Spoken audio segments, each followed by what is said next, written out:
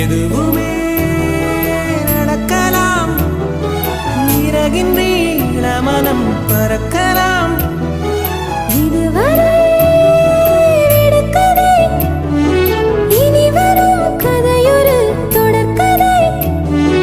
வேண்டும் வசந்தம் வாசல் வரலாம். ஊமைக்கொரு வார்த்தை வந்து பாடுகின்ற வேளை இது. என்ன இது, என்ன இது, என்னை கொல்வது?